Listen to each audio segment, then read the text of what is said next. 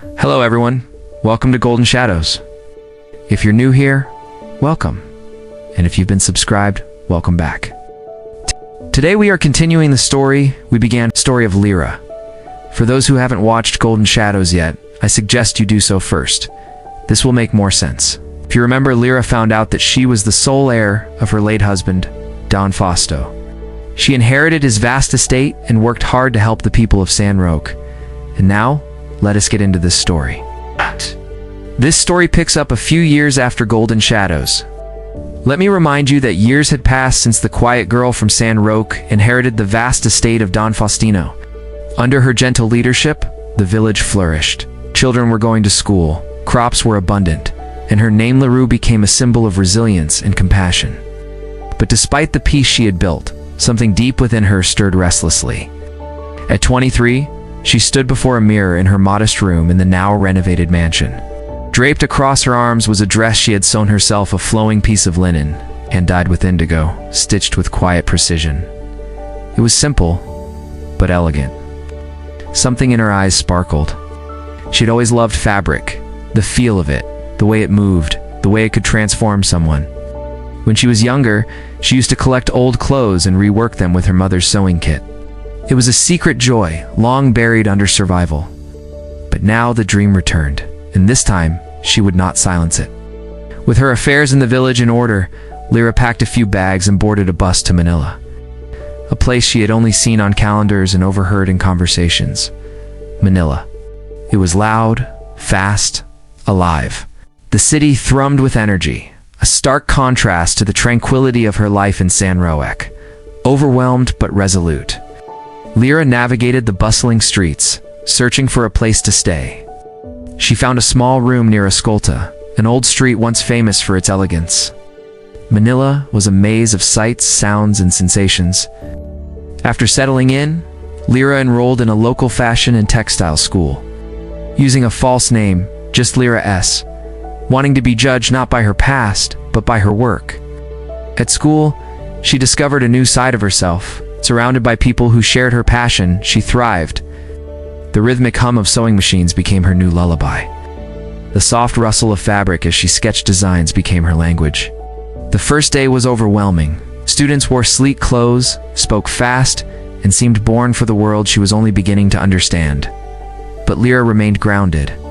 Her calloused hands, once used for planting rice, now carefully guided fabric through sewing machines. What she lacked in polish, she made up for in soul.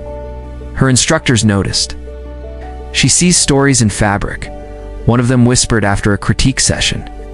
"She designs like someone who's lived 10 lives, said another.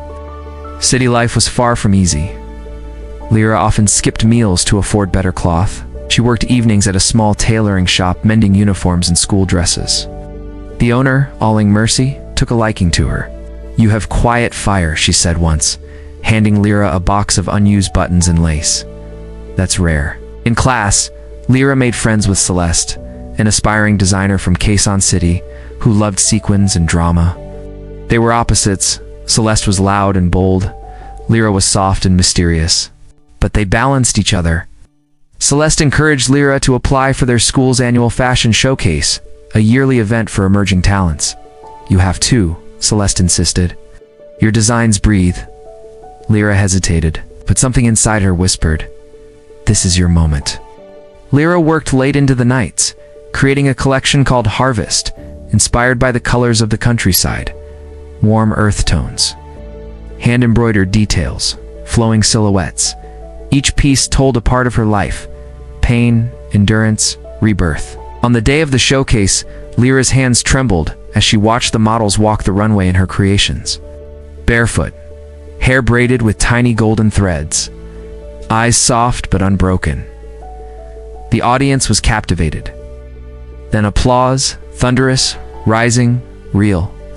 A famous designer in the crowd approached her afterward. "Who are you?" he asked. "Where did you train?" She smiled. "In the fields, in the dark, in silence." After the showcase, Lyra received offers, internships, apprenticeships, even a scholarship abroad.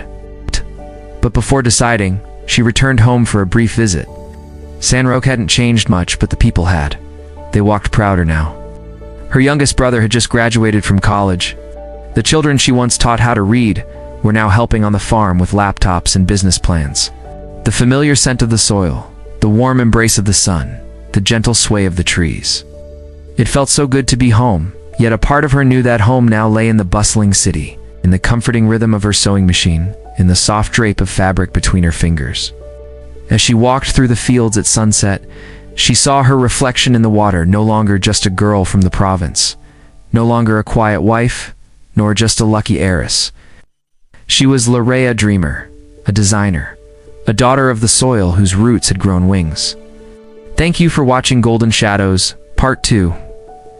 If you liked this story, please don't forget to hit the like button and share this video with your friends. Your support means a lot to me. Also subscribe to my channel to be notified when I post new stories. Once again, thank you for watching, and I'll see you next time. Bye.